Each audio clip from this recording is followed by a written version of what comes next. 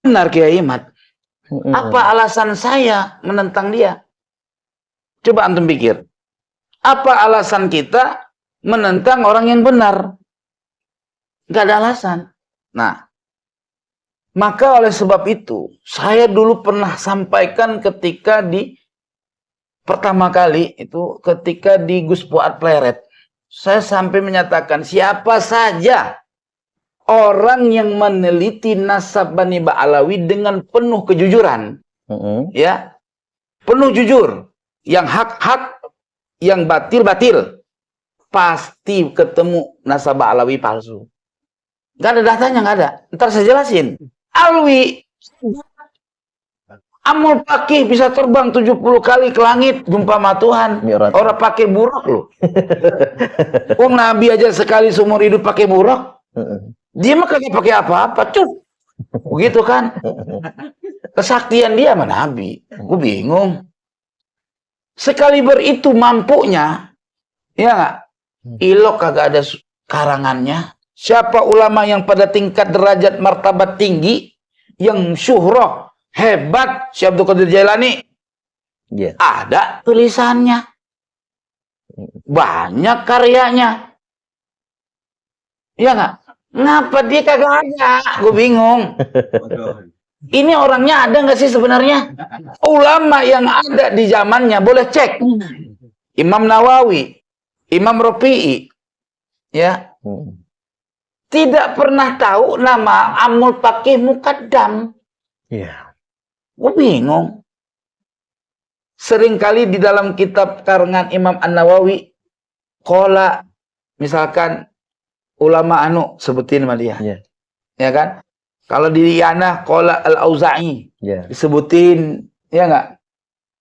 Qala Imam Syafi'i. Tanda orangnya ada. Iya. Benar-benar. Betul. Nah, Ba'alawi dari nenek moyangnya sampai Muhammad Maulad Dawilah hebat, tapi nggak ada orangnya. Betul, betul. Kuburannya ada, boleh gali. Kalau ada, tahu gerbong pisang apa-apa, bingung kita.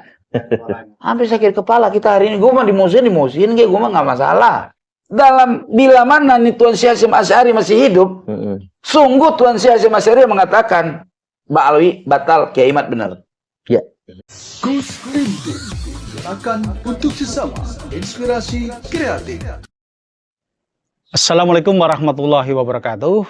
Alhamdulillah kita bisa dipertemukan kembali ya sahabat semuanya. Baru saja kita simak video dari beliau Tengku Qori, ya, atau dikenal dengan Sayyid Qori, ya, yang menyampaikan tentang perihal Ba'alawi, ya, yang memang secara data tidak bisa dicari kebenarannya.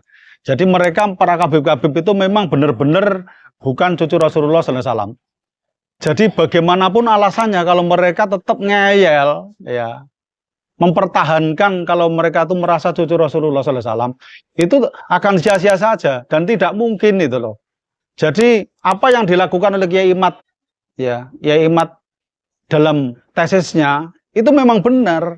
Jadi selagi mereka tidak bisa menemukan kitab sezaman tentang perihal nasabnya, itu tidak mungkin. Dan bisa membuktikan secara tes DNA kalau beliau benar-benar keturunan dari Arab, itu jelas lah. Ya. Dan sampai sekarang nyatanya mereka tetap tidak bisa, saudaraku semuanya. Dan anehnya lagi para mukibin-mukibin itu ya masih mau-maunya gitu ya. Mereka tuh masih mendukung beliau gitu. Jadi menurut saya tuh yang goblok itu mukibinnya atau mungkin yang pinter kabib-kabibnya ya.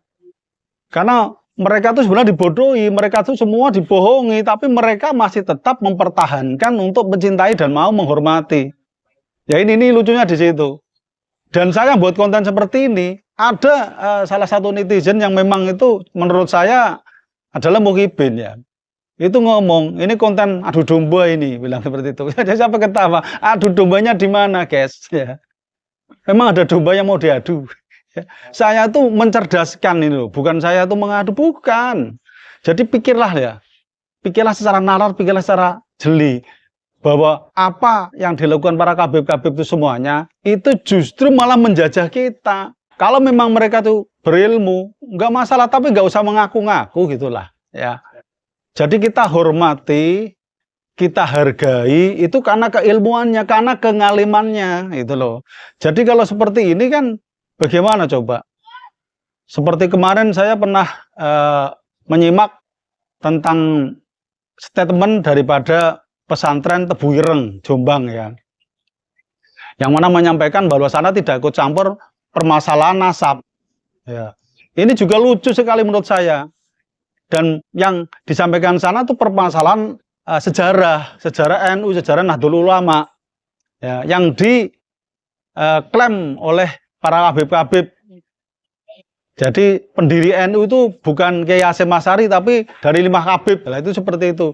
Ya, tapi menurut saya ya harusnya itu pengasuh pondok pesantren dari pesantren Tebu Ireng itu sendiri harusnya tidak seperti itu menyampaikan statementnya. Harusnya beliau itu menghargai para kiai-kiai, para ulama-ulama Nusantara yang berjuang untuk mempertahankan kebenaran. Ayo, tentang masalah nasab palsu Balawi. Karena dengan tesisnya Kiai Imad, maka semua keterbongkar semua dari kasus sejarah, kemudian pahlawan nasional, ya, pahlawan-pahlawan kita di Ponorogo aja dianggap kabib. Terus Imam Bonjol dianggap kabib. Masih nasab Balawi. Ini sudah memperkeruh permasalahan ini, ya. Jadi kalau memang pemerintah mau menanggapi, pemerintah mau mengambil tindakan, saya yakin nggak lama kok ini. Ya, masalah ini tidak berpanjangan sampai tahun-tahunan. Saya tuh mengikuti dari awal loh teman-teman semuanya. Mengikuti dari awal, dari mulai ceramah-ceramahnya Habib Bahar Smith, kemudian Habib Rizik Syihab, sampai ketahuan, boroknya ketahuan kepalsuannya oleh Kiai Maduddin Usman Al-Bantani. Akhirnya sampai sekarang ini polemiknya belum selesai. Ini saya pelajari terus mereka loh. Kalau mungkin mereka pinter ya, pinter menutupi, mereka jangan sampai berbuat yang aneh-aneh. Jangan menjual atas nama Nabi, jangan menjual atas nama keturunan Nabi Muhammad SAW. Jadi lucu kalau menurut saya ini loh. Jadi kalau kedengaran agama lain diketawain, malu-maluin itu loh, seperti itu. Jadi saya selaku umat muslim saya juga berpikir, apakah ini harus saya diamkan? Makanya saya bisa berjuang cuma melalui sosmed, melalui YouTube seperti ini, melalui konten. Maka saya lakukan ya seperti ini teman-teman. Jadi kalau ada yang mengatakan Mukibin, wah itu kontennya konten adu domba, konten memecah belah umat. Itu keliru teman-teman. Wong ini sudah berjalan kok, dan ini fakta, ini real kok. Kok dikatakan ini memecah belah umat. Ini kan lucu menurut saya. Ya, jadi kayak beliau Gus Fuad Pleret, kemudian Kang Badawi, kemudian Abbas Bunter melakukan perjuangan seperti ini, bukan berarti mereka itu memecah belah umat. Jadi saya heran, sekarang malah yang pecah malah dari kubu NU sendiri. Coba kita lihat di organisasi Muhammadiyah, organisasi Islam yang lainnya. Mereka enjoy saja, santai saja, karena mereka memang tidak seperti orang-orang Nahdiyin, orang-orang NU, ya, yang mudah sekali dimasuki para kabib. Dan orang-orang NU memang kelemahannya di situ, sahabatku semuanya. Mereka itu kelemahannya kalau ketemu orang yang kelihatannya ngalim, orang yang kelihatannya bergaya Islami banget, dia langsung pikirannya, wah ini orang ngalim ini, orang ini perlu ini kita tabarukan, kita cari barokahnya, itu seperti itu. Ya ini kekeliruan orang-orang Nahdiyin seperti ini.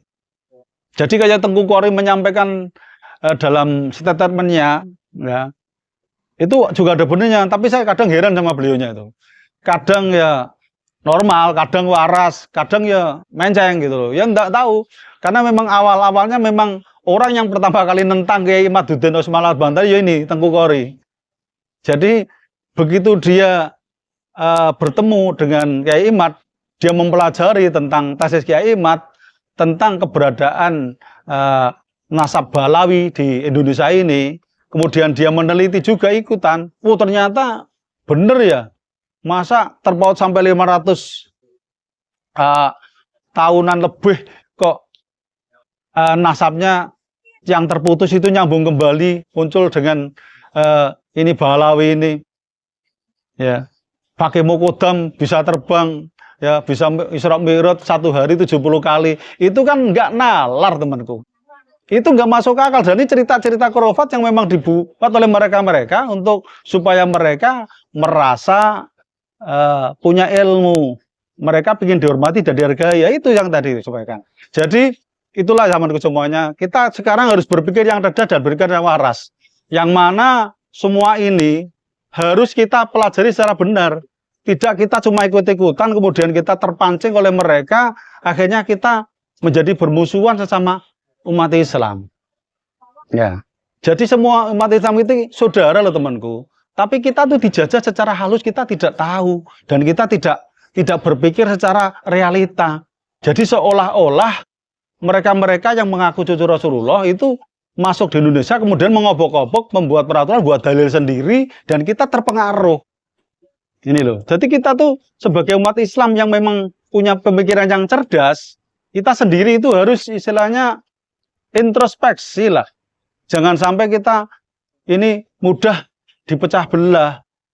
Dan rasanya ora penak itu loh yang sering dipakai oleh orang-orang Jawa. Wah, ora penak lah, saya udah kadung kenal, saya sudah kadung dekat dengan para kabib-kabib, masa harus memusuhi. Di sini ya, kita tuh tidak memusuhi, kita itu mencintai mereka.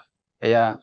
Kenapa? Kita kasihan kalau mereka didiamkan di dunia seperti ini, membohongi umat, nanti di akhirat seperti apa? Gitu loh sahabatku. Jadi kita berbuat seperti ini, kita berjuang seperti ini, kita bukan memusuhi mereka. Setiap hari menggemburkan seperti ini supaya dari pemerintah juga mendengar, Presiden Prabowo mendengar, yo Pak Presiden gimana ini penyelesaiannya? Mereka sudah menginjak-injak harga diri bangsa kita. Apakah kita cuma diam saja? Janji-janji Pak Prabowo kemarin bagaimana? Pak Prabowo mengatakan siapa yang mau mengerongrong kewibawaan bangsa dan negara Indonesia maka akan berhadapan dengan saya. Mana Pak Prabowo? Karena ini sudah bukti fakta nyata loh. Ya, memang kalau kita ajukan secara hukum, ini akan melibatkan narkoba-narkoba dunia, nggak cuma narkoba Nusantara atau di Indonesia ini. Tapi ini semua kan urusannya negara, dan insya Allah negara bisa menyelesaikan lah, nggak cuma sekedar diam saja, nunggu kapan selesainya ini. Kita sudah pernah membuat surat terbuka, dan kemarin Gus Fuad Pleret juga menyampaikan melalui kontennya, ya, tentang masalah kewarganegaraan, ya, bahwa dari klan Ba'alawi itu sendiri tidak mempunyai kewarganegaraan yang resmi sejak zaman masuk di Indonesia sampai sekarang. Dan secara hukum undang-undang negara Indonesia yang sesuai dengan Undang-Undang Dasar Negara Republik Indonesia tahun 1045, pasal 26 ya, ayat 1, 2 dan 3, tidak boleh mempunyai jabatan dalam pemerintahan kalau bukan warga negara Indonesia atau mungkin warga negara asing yang memang sudah direstui, sudah mendapat izin dari pemerintah Indonesia. Itu yang boleh menjadi pejabat. Tapi yang terjadi apa? Ya, banyak sekali pejabat-pejabat kita itu yang belum warga negara Indonesia sudah diterima. Ya ini yang perlu kita pahami di sini. Dan kita cuma memperjuangkan masalah hak kita.